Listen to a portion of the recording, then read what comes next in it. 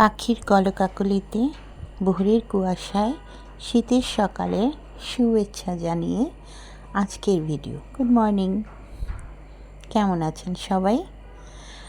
আজকে সকাল থেকেই ভিডিওটা শুরু করলাম। এই যে স্নান শেষ করে ঠাকুর ঘরে চলে আসছি।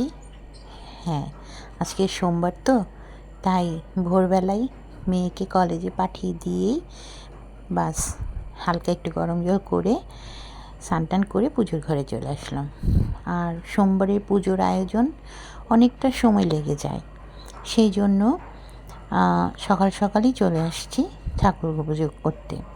এই যে পুজো শুরুর আগে কত কিছু থাকে পুজোর ঘর গুছানোর, গোপালকে জাগানো, শিবকে জাগানো, ঈশ্বরের আমরা যেমন নিত্য প্রয়োজনীয় কাজকর্ম পরিষ্কার পরিচ্ছন্নভাবে থাকতে পছন্দ করি, ঈশ্বর ভগবান যাই বলি না কেন তাদেরও তো একটু গুছগাছ করে পরিষ্কার পরিচ্ছন্ন করে রাখাটা আমাদের কর্তব্য। এই যে ঠাকুর ঘর পরিষ্কার টরিষ্কার করে এখন পুজোর সব গুছগাছের আয়োজনে বসে পড়লাম।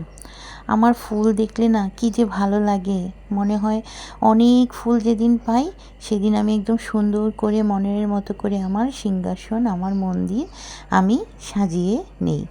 দেখতে যে কি ভালো লাগে, মনের যে কি শান্তি লাগে। যাই হোক, মনের কথা বললাম। এই যে ফুল টুল সব গুছিয়ে নিলাম, চন্দন ঘষে নিলাম, তুলসী পাতা সব কিছু তৈরি করে নিলাম, বেলপাতা, দুধ, কর্পূর, ডাবের জল, ঘি, মধু, শিবের মাথায় জল ঢালবো বলে গোপালকে স্নান করাবো।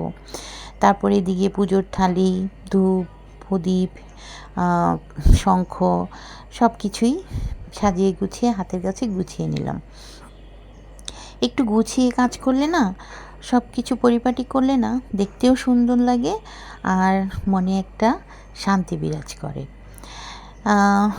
গুছগাছ শেষ করে এই তো ভাবলাম ঠান্ডা তো, আমার গোপাল সোনারও তো শীত করবে, তাই হিটারে একটু গরম জল করে নিলাম, হালকা উষ্ণ গরম জল করে নিলাম গোপাল সোনার জন্য। তারপরে সেখানে একটু দুধ মিশিয়ে কর্পূর দিয়ে তুলসী পাতা দিয়ে এই যে গোপাল সোনাকে স্নান করাচ্ছি জোগাড় দিয়ে। গোপাল সোনা আজকে অনেক শীতে মানে একদম দুর্বল হয়ে যাবে, তাই তাড়াতাড়ি করে গোপাল সোনাকে গরম জল দিয়ে স্নান করিয়ে সোয়েটার পরিয়ে একদম সাজুগুজু করে তুলসী দিয়ে বসিয়ে দিলাম। এরপরে এই যে ভোলেনাথ, আজ মহাসোমবার, বাবার মাথায় তো জল ঢালতেই হবে।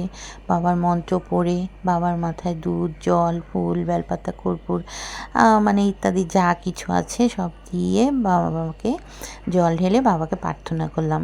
আজ আমার ছেলের এই যে প্রথম বর্ষের ফাইনাল সেমিস্টার পরীক্ষা, তাই বাবার কাছে প্রার্থনা করলাম আজকের পরীক্ষাটা যেন খুব ভালো মতো দেয় বাবা। মায়ের কাছ থেকে অনেক দূরে আছে, তারপরেও বলে যে খুব টেনশনে আছে। তো কালকে আমি বলেছি টেনশন করো না, পরীক্ষা খুব ভালো মতো দিবা হবে।